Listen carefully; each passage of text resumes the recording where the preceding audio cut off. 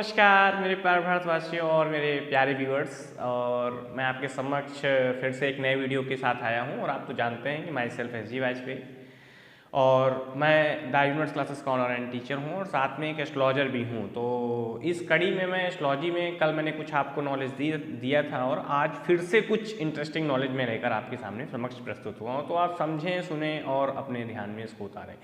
तो आज का टॉपिक मैंने ये रखा है कि जो घर में पूजा घर होता है, तो सबसे पहली बात तो ये समझने वाली बात ये है कि जो पूजा घर है हमारे घर का, उसे पूजा घर क्यों कहा जाता है? क्योंकि ये घर में होता है ना। एक कॉमन सी बात है, चूंकि ये घर में होता है। और अगर किसी घर में पूजा घर नहीं है, पहली बात तो वो घर ही घर नहीं होगा, है ना। तो सबसे पहली चीज़ है कि हर घर में पूजा घर होना बहुत ज़रूरी है आज की डेट में। और अब मैं कुछ इंटरेस्टिंग बातें आपको और बताऊंगा इससे जुड़ी हुई कि पूजा घर में कुछ लोग क्या करते हैं कि अपने घरों में जो पूर्वज लोग जिनका जो एंड हो चुका है, मतलब जो पूर्वज लोग थे जो जा चुके हैं, उनकी मूर्तियों को भी क्या करते हैं या उनकी फ़ोटो को, पिक्स को अपने मंदिर के साथ रख लेते हैं और उनकी भी पूजा आराधना शुरू कर देते हैं। जो कि सनातनी परंपरा के अनुसार अगर हम बात करें या हमारे धार्मिक स्रोतों की बात करें तो वहाँ से हमें ये पता चलता है कि कहीं ना कहीं ये गलत है और वर्जित है। अगर हम ऐसा करते हैं तो हमें वंश वृद्धि में भी सहायता नहीं मिलेगी। यहाँ तक कि भी देखा गया कि जो लोग ऐसा करते हैं उनका परिवार भी निर्वंश हो जाता है कहीं ना कहीं।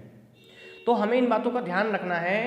और अगर हमें उन्हें घर में लगाना भी है, मतलब अगर पूर्वजों की पिक्स हमें लगानी भी है, तो हम उत्तर दिशा की तरफ इस तरीके से करके लगाएं कि उनका जो फेस है वो साउथ की डायरेक्शन में आए। या तो साउथ की वॉल में लगा दें या फिर उत्तर दिशा की तरफ इस तरह से रख दें कि वो उनका जो फेस आए वो साउथ की तरफ जाए कहीं ना कहीं। और एक इंटरेस्टिंग बात मैं यहाँ रखना चाहूँगा, जो मेरा सेकंड पॉइंट होगा आज का वीडियो में, कि कुछ लोग क्या करते हैं कि जैसे शनि देव, तो शनि देव की आराधना करते हैं। जैसे किसी शास्त्री ने बता दिया या किसी एस्ट्रोलॉजर से पता चला है कि शनि कुंडली में उतना अच्छा नहीं है या उन भावों में अच्छा फल नहीं दे रहा है जातक की, तो लोग क्या करते हैं, शनि की प्रतिमा ले आते हैं, शनि का यंत्र ले आते हैं और उसको घर में रख के, पूजा स्थल में रख के पूजना शुरू कर देते हैं, जो कि गलत है। आपको क्या करना है कि अगर शनिदेव की आराधना आपको करनी है तो आप मंदिर जा सकते हैं, शनिदेव के मंदिर जाएं, वहाँ पर उनका ध्यान करें तो ज़्यादा बेटर रहेगा। घर में रखकर शनिदेव की यंत्र की पूजन करना और शनिदेव की पिक्स की यानी फोटो की पूजा आराधना करना वर्जित है। और ये घर में कहीं ना कहीं कलह, अशांति और आगे चलकर प्रॉब्लम को कहीं ना कहीं बढ़ा देता है। तो और एक थर्ड पॉइंट की तरफ मैं आपको लेके चलूँगा कि घर में जो आप पिक्स लगा रहे हैं, मतलब जो मंदिर में आप पिक्स लगा रहे हैं, घर के मंदिर में जो आप पिक्स लगा रहे हैं, उसमें इस बात का आपको ध्यान रखना है कि उसमें भैरवनाथ की फोटो नहीं होनी चाहिए। भैरवनाथ की फोटो जो है वो वर्जित है। भैरवनाथ की जो फोटो है वो वर्जित है। आपको अगर उनकी आराधना करनी है तो आप मंदिर में जाएं, मंदिर में जाकर जहाँ भैरव मंदिर हो वहाँ पर उनकी आराधना करें। घर में उनकी पिक्स लगाना निषेध मानी गई है, निषिद्ध मानी गई है। तो इस बात को आपको ध्यान रखना है। दूसरी चीज़, एक चीज़ आपको और ध्यान रखनी है कि लोग हनुमान जी की पूजा बहुत करते हैं। मैंने देखा है हनुमान जी की पूजा आराधना करते हैं, जरूरी भी है, करनी भी चाहिए।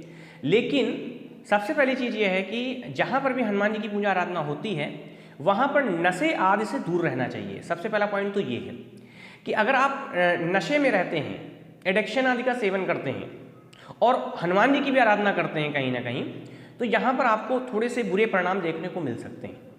ठीक है, क्योंकि आप स्वयं जानते हैं कि जहाँ पर अंधेरा है वहाँ प्रकाश नहीं हो सकता और जहाँ प्रकाश है वहाँ अंधेरा नहीं हो सकता। और हम क्या करते हैं, हम इस तरीके से दोनों को एक साथ रखने की कोशिश करते हैं, जिसका बुरा प्रभाव हमारे दैनिक जीवन में दिखने लगता है या हमारे ऊपर आता है इसका प्रभाव। तो यथासंभव ये ध्यान रखें कि अगर हनुमान जी की पूजा कर रहे हैं तो ब्रह्मचर्य का पालन करें, नशे आदि से बचें। क्योंकि अगर नशे आदि के सेवन में रहेंगे, आप किसी प्रकार का भी नशा करते हैं, मैं तो यहाँ तक भी कहूँगा कि संस्कारी व्यक्ति सिर्फ हनुमान जी का ध्यान करें, पूजा आराधना ना करें। क्योंकि असल में क्या है कि जो संस्कारी व्यक्ति होता है, जो संसार में व्यक्ति है, जिसकी शादी हो चुकी है या जो घर में उपस्थित है या घर में उन व्यवस्थाओं के साथ चल रहा है जो कि ब्रह्मचर्य के अनुकूल नहीं है, तो कृपया यथासंभव हो सके तो हनुमान जी को सिर्फ क्या करें, नमन करें, उनकी आराधना की तरफ ना जाएं। कहीं ना कहीं मैं ऐसा आपको गाइड करने की कोशिश करूँगा, क्योंकि हनुमान जी ही जो हैं जागृत देवता कहे जाते हैं कलयुग के, और ये तुरंत परिणाम आपको देते हैं। तो अगर आप इनको स्वच्छ अवस्था में और बिल्कुल शांत अवस्था में इनका ध्यान नहीं कर पाएंगे तो कहीं ना कहीं आप इनके जो गलत परिणाम हैं वो भी देखने को जीवन में मिल जाते हैं जातकों के। क्योंकि मैंने ऐसा कई जगह देखा कि जातक लोग हनुमान जी की पूजा तो कर रहे हैं, मुझसे मिलते हैं और कहते भी हैं कि मुझे उतना फ़ायदा नहीं मिल रहा है। तो मैं कहता हूँ कि आपको पहले नशे आदि से दूर होना पड़ेगा, क्योंकि जो इंसान संसारिक चीज़ों में रहकर भगवान की आराधना कर रहा है तो भगवान की आराधना कर सकता है, लेकिन हनुमान जी की नहीं। हनुमान जी कलयुग के सबसे जागृत देवता कहे जाते हैं और तुरंत वो दंड देते हैं। इसको बात को आपको समझना पड़ेगा, ठीक है, क्योंकि शक्तियां हैं और शक्तियों के साथ खिलवाड़ करना यथासंभव त्याज्य कर देना चाहिए, मतलब उनके साथ कोई किसी प्रकार का खिलवाड़ नहीं करना चाहिए, ठीक है। यही चीज़ भैरव जी के साथ लागू होती है। भैरव जी की पिक्स अपने मंदिर में ना लगाएं, मैं आपको फिर से बता रहा हूँ। शनिदेव का यंत्र या शनिदेव की पिक्स अपने मंदिर में ना लगाएं, इसको आप जाके शनि मंदिर में इनकी आराधना कर सकते हैं, भैरवनाथ के मंदिर में इनकी आराधना कर सकते हैं। इन चीज़ों का आपको ध्यान रखना है। ये मंदिर से जुड़े हुए टिप्स हैं जो मैं आज आपको दे रहा हूँ, क्योंकि मैं ये चाहता हूँ कि जो लोगों से छोटी छोटी गलतियाँ हो जाती हैं वो उनको सुधार करें और अपने जीवन को खुशहाल और मंगलमय बना पाएँ कहीं ना कहीं। और सबसे पहले मैंने ये बताया था कि पूजा घर में आप अपने पूर्वजों की पिक्स ना लगाएं, क्योंकि अगर पूर्वजों की पिक्स लगाते हैं तो पहली बात तो ये हो जाती है कि वो तर नहीं पाते हैं, उनकी मुक्ति नहीं हो पाती, वो इसी काल योनि में भटकते रहते हैं और आपको श्रापित करते रहते हैं, जिससे क्या होता है कि निर्वंश होने का भी खतरा मंडराने लगता है लोगों के ऊपर। इस चीज़ को आप समझने की कोशिश करें। आगे मैं आपको बताता हूँ कि अगर आपके घर में मंदिर है तो वो लकड़ी का भी हो सकता है, पत्थर का भी हो सकता है, ठीक है। उसके ऊपर पिरामिड आकार का या गुंबदाकार गुंबद हो सकता है। पिरामिड आकार का भी गुंबद लगा सकते हैं उसके ऊपर, या गुंबदाकार जैसे मंदिरों में होता है उस तरीके का भी लगा सकते हैं।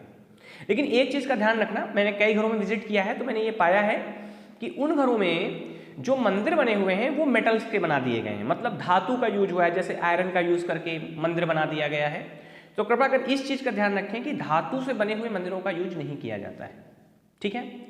एक और बात मैं आपको बताना चाहता हूं कि घर में 1.5 इंच से छोटी, ध्यान दीजिएगा, 1.5 इंच से छोटी और 12.5 इंच, मतलब 12 इंच मान लीजिए, 1.5 इंच से छोटी और 12 इंच से जो बड़ी फोटो है या मूर्ति है, फोटो तो चलिए लगा सकते हैं, लेकिन मूर्ति को घर के अंदर लाना ठीक नहीं है और ना इसका आप यूज करें, हाँ, मैं ये आपको बताना चाहता हूं, आप इसका यूज ना करें, कहीं ना कहीं घर में लाकर इनकी पूजा ना करें। 1.5 इंच से छोटी मूर्ति और 12 इंच से बड़ी मूर्ति का प्रयोजन घर के मंदिरों में नहीं है। ये शास्त्रानुकूलित नहीं होगा, ये शास्त्र के विपरीत होगा, ठीक है। इससे घर में मानसिक कलह, मानसिक अशांति, इन चीज़ों की बढ़ोतरी हो जाती है। तो लोग क्या करते हैं, शौकवश जाते हैं, देखते हैं कहीं पर ऐसी मूर्ति दिख गई तो शौकवश पसंद आ गई और लेके चले आते हैं, जबकि इसका पूजा पाठ से कोई लेना देना नहीं होता है। तो कृपया ध्यान रखें, इस तरह की मूर्ति को अपने घर में ना लगाएं, ठीक है। नहीं तो आपके घर में कलह, अशांति, पीड़ा, प्रेत बाधा, ये सब चीज़ें आपके घर में क्या होंगी, बनी रहेंगी, ठीक है। तो और आगे मैं और बताता हूँ, जैसे मैंने बहुत घरों में देखा है कि लोग मंदिर तो बना लेते हैं लेकिन सुबह शाम उसमें आरती का दीपक नहीं जलाते हैं। ये भी बहुत बड़ी विडंबना है हमारे भारतवर्ष की, कि देखा देखी में पूजन स्थल तो बन जाता है, मंदिर बना लेते हैं घर में, लेकिन पूजा की सामग्री, भगवान को नियमित भोग, सुबह शाम जो भी आरती है, मतलब दोनों टाइम आरती, सूर्योदय के बाद और संध्या से पहले जो आरती होती है सायकाल में, वो जरूरी है मंदिर के अंदर। और आरती जरूर करें, दीपक जरूर जलाएं कहीं ना कहीं, क्योंकि इससे मंदिर का शुद्धिकरण होता रहता है और मंदिर से एक सकारात्मक ऊर्जा हमारे घर की तरफ बहती रहती है, मैं ये कह सकता हूँ, या फैलती रहती है, जो कि पूरे घर के वातावरण को या इन्वायरमेंट को क्या करती है, बहुत ही सुहाना और मनमोहक बना के रखती है, जिसमें निगेटिव एनर्जीज अट्रैक्टिव नहीं हो पाती हैं, या जो निगेटिव ताकतें होती हैं, जो शक्तियाँ होती हैं, वो हमारे घर को उस तरह से प्रताड़ित नहीं कर पाती हैं या परेशान नहीं कर पाती हैं। तो ये मैंने आपको आज चीज़ें बताई हैं।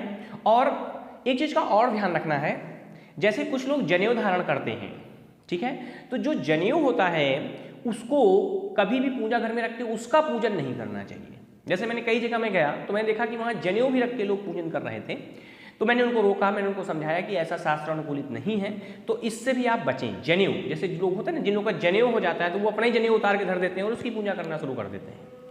तो कहीं ना कहीं ये चीज़ें वर्जित है, शास्त्रानुकूलित नहीं है, इन चीज़ों का ध्यान रखें। और जनेऊ का पूजन हमारे शास्त्र में उल्लेखित नहीं है। जनेऊ को रखकर, मतलब जो जनेऊ आप पहनते हैं उस जनेऊ का किसी प्रकार से पूजन नहीं है, किसी देवता को अर्पित है और वो उस अवस्था में यानी देवता के रूप में अगर हम उसकी आराधना करते हैं तो वो यथासंभव ठीक है कहीं ना कहीं।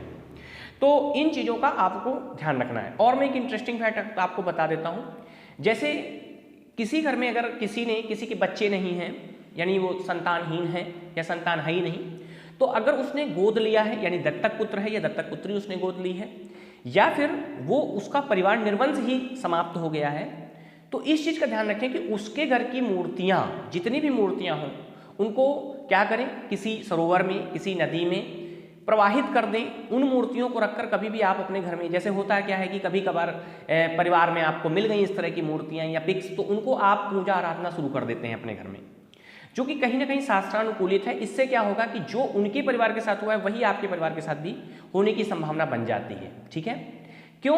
क्योंकि कुछ ना कुछ उनसे भी गलतियां हुई होती हैं और वही गलतियां आपका परिवार भी यही इस चीज पर रिपीट करने लगता है पूजा पाठ करते वक्त, और इससे वंश निर्वंश होने की भी संभावना बन जाती है या वंश आगे नहीं चल पाता है।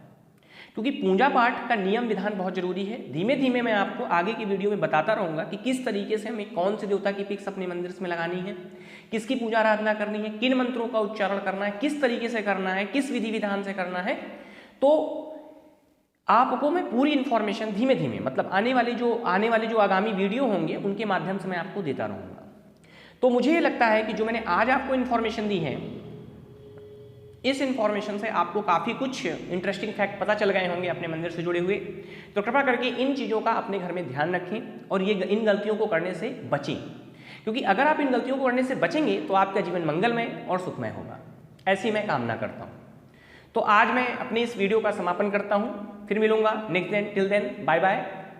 और सभी भारतवासियों को मेरी तरफ से उनका हार्दिक अभिनंदन, जो भी इस वीडियो को देख रहे हैं। कृपया करके लोगों तक शेयर करें, सब्सक्राइब करें, जिससे लोगों को भी उनकी इन्फॉर्मेशन पता चल पाए, मतलब जो मैं इन्फॉर्मेशन दे रहा हूँ शास्त्रों से जुड़ी हुई, वो इन्फॉर्मेशन पता कर पाएँ और गलतियों से बच पाएँ अपने जीवन में, और अपने जीवन को वो मंगलमय बना पाएँ। मुझे ये लगता है कि मेरा वीडियो आपके बहुत काम आने वाला है। तो ठीक है, इन चीज़ों का आप ध्यान देते हुए फिर मैं कल फिर मिलूंगा आपको एक नेक्स्ट वीडियो के साथ, नेक्स्ट इन्फॉर्मेशन के साथ। तो इस वीडियो को देखना ना भूलें। ठीक है, फिर मिलेंगे। बाय बाय, शुभ। मैं तो संध्या में वीडियो बना रहा हूँ तो शुभ संध्या भी कह सकता हूँ। आपका दिन मंगलमय हो।